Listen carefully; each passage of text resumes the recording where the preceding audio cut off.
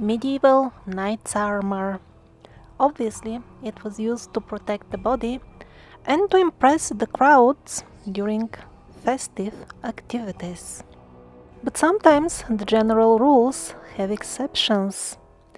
Is it possible that full body plate armor was used as an exoskeleton by creatures who didn't really have proper skeletons of their own?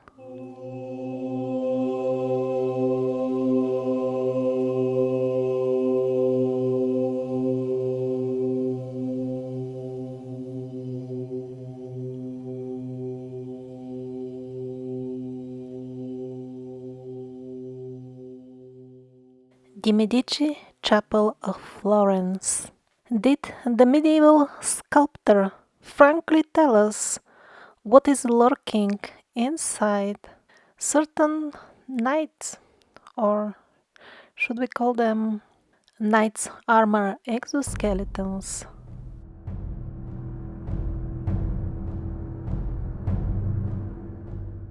A blogger called Pro Vladimir collected from various mainstream modern historic sources so-called strange, unexplainable things about certain medieval knights. The modern historians found such stories in old books and tried to find all kinds of weird explanations for them. But if we look at the Medici sculptures and numerous other historic depictions, there will be no need to come up with far-fetched explanations because everything falls into place.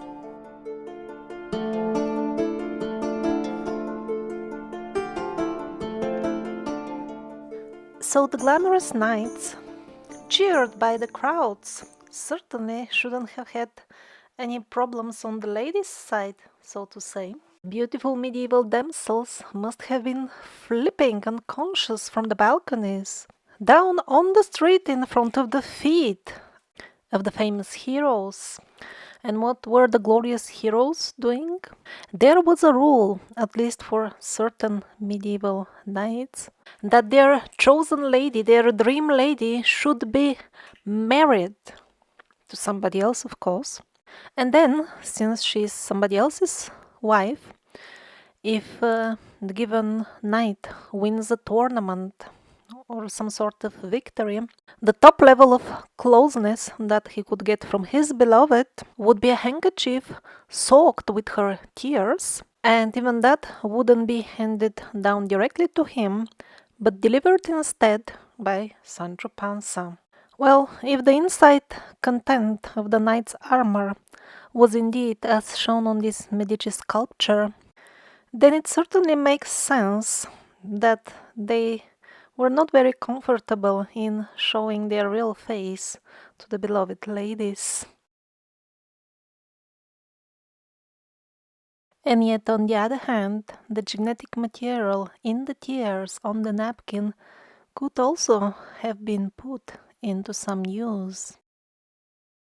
Is it really by chance that the idiomatic expression of blue blood was used to imply that somebody was born in an aristocratic family? Creatures of the same world as those lurking from the exoskeletons of the Medici statues really have blue blood. And on top of all this, in legends we see across multiple continents, the same story is always heard. When a foreign race wants to influence the outcome of earthly affairs, they create hybrids with the human race, who will always end up becoming, strangely enough, kings and queens or emperors. As you can see, the form of the wings of the bridegroom is still present on the top of the queen or whatever princess statue. And interestingly enough, again we have knight's armor helmet. And by the way, look at what kind of preposterous paradigm we live in. Look at the cruel means by which we take the blood of the animals, And then we convince ourselves that they have actually donated it. This statue is kept in a historic museum in Lisbon and depicts, of course, the king and queen of Portugal. Just look at the scales, the row of scales on the back of the weird creature.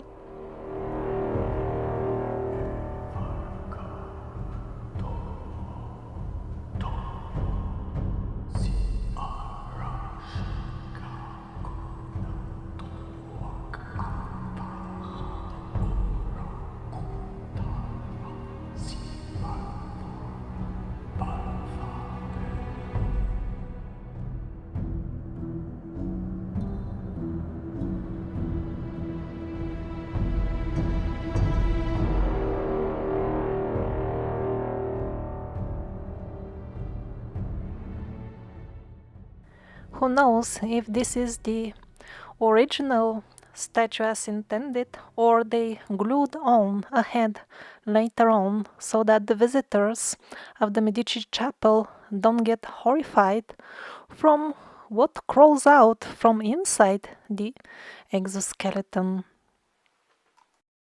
Interesting stonework, by the way, on the collar. Those who take the penguins seriously, they have to believe that this was chiseled out. Yes, to remind you, chiseling out things involves brutal force on them, hits with a hammer. So maybe some of you think, come on, these were just armors for battles or parades. If the knights really looked that weird, how would they manage their daily lives when they don't wear armor? And here it gets even more interesting. First of all, these knights would never go out of their castle without wearing an armor, even if they needed to walk a week or more to reach a given battlefield. They would be in full armor all the time.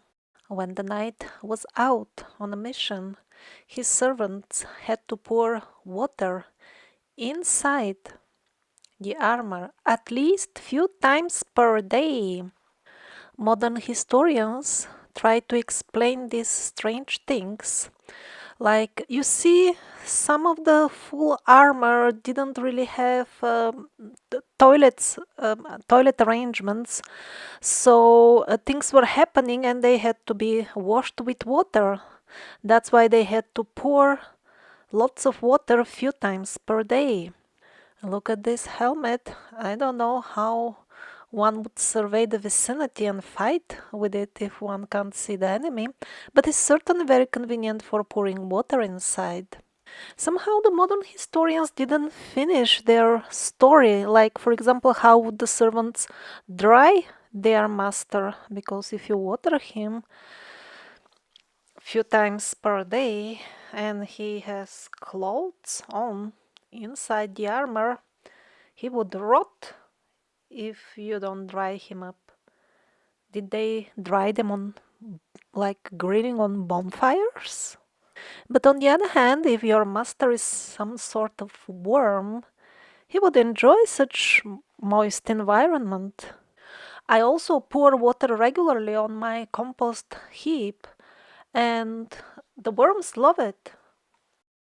And when the knights were not on a tournament, they would simply stay hidden in their castles, which of course had plenty of dark and moist premises. Exactly what the master likes. In that moist atmosphere, he would finally enjoy the sluggish handkerchief from his lady, which he obtained during the tournament. Of course, this type of creatures use sluggish substances to procreate. And as far as the servants, they were not a problem. There were very strict rules in play here. First of all, the knight would be seen only in armor, even when he's only around people in the castle. Modern historians explain this as the knights were always being fearful of traitors, even while in their own castles. And that's why, even when they ate in public, they still ate food through this mesh of the helmet of the knight's armor. And it gets even more weird. Some of them even slept in armor. If any of the servants would dare to touch his own master, his knight, the punishment was death on the spot. I wonder why on the spot. Maybe before he manages to tell around about the sluggish thing inside the armor. Here, a certain knight was even called Ivar the Boneless. Yet another medieval depiction, even with knight's helmet next to the creature. And when the knights were out for a tournament, the descriptions of the entire situation doesn't look human-like either. First of all, ordinary people didn't even stand the chance to fight with a knight. That was only in between their own race.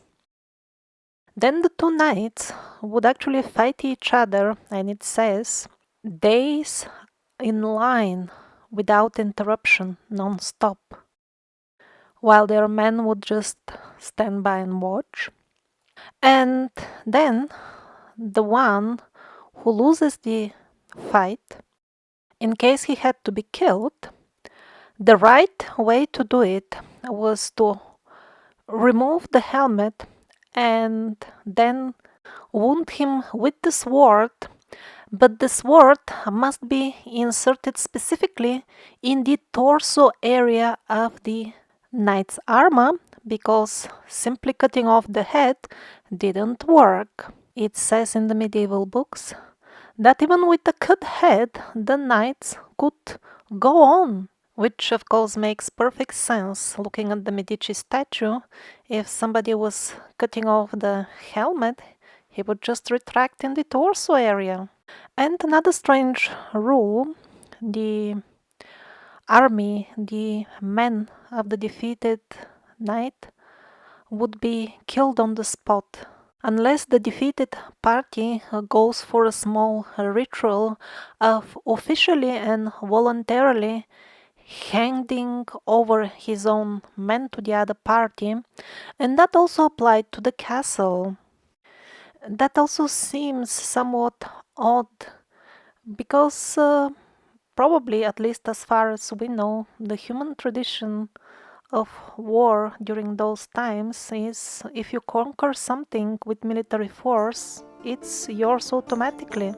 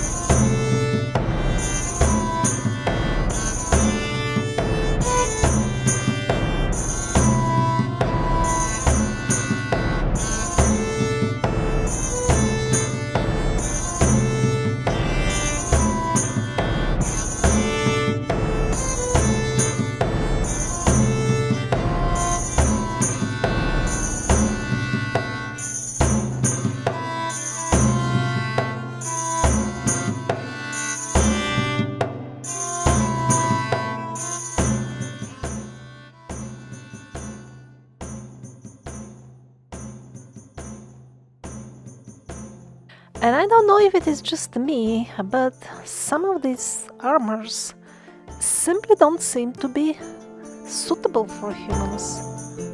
How can you have this on and look forwards? Here as well, the openings for the eyes seem to be like on the level of the nose. Or this one, was it like tailor-made for some of those people who always have their head like hanging way before the torso? The shoes are of course top model if you wanna walk. Probably you won't even notice your life will be so difficult already because you can't even do proper things with your hands. They always have to be on the side of your body, bent in a weird manner. And also, I can barely believe that this would fit men, fighters. Look at their thin legs. What kind of joke is this? They look feeble, starved. I mean, particularly the lower parts of their legs. They're completely in metal. There is no adjustment strap. I hope there is some way to open this lower part to put your leg in. Otherwise, I would be sure that they were worms and not men. Because otherwise, how can you put your foot through it?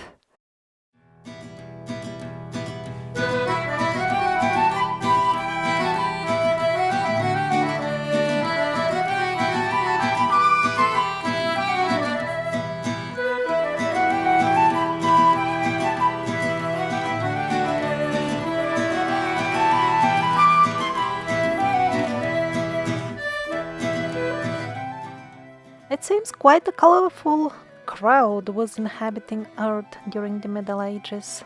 The strange worm-like creatures lurking in the armors would have been just one out of the many races influencing the human society. Like now, we are in the same situation. And there was variety amongst men as well.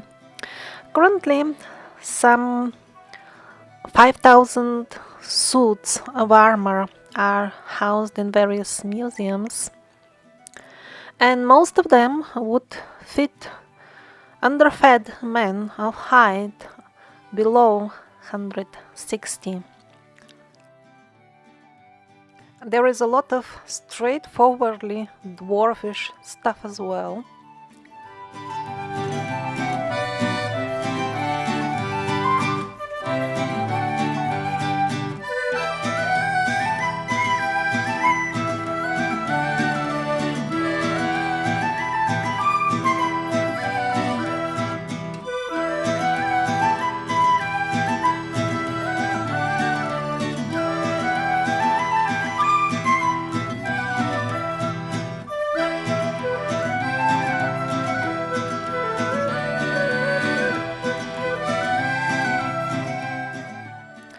And at the same time, some of the armor and the weapons are for really big men, even for our standards.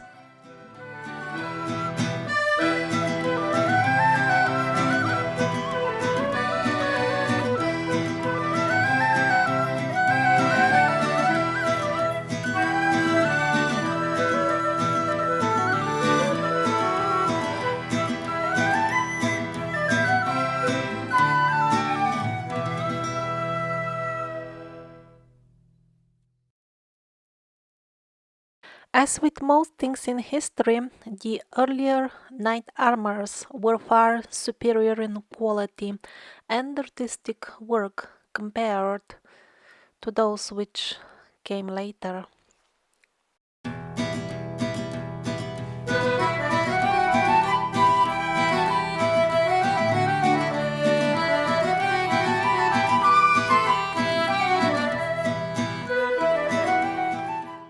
So maybe there were weird creatures wearing the knight's armors as exoskeletons, maybe not. But here is an interesting piece of information about a human knight from Latvia. So this knight lived in Latvia some 700 or 800 years ago according to mainstream sources, and he was found mummified in the swamps of the Easter Island. Sometimes in swamp conditions, people tend to get mummified naturally. So the given knight, in full martial outfit and having golden coins of his time in his pockets, was found there by an Australian expedition during the last century. Of course, nobody's got any clue how did he get over there in the midst of the Pacific Ocean. And something else interesting is that the find was made barely 30 years ago, and yet I couldn't find a single photograph. Well, if the full thing disappeared together with the photographs, then it must have really been very interesting.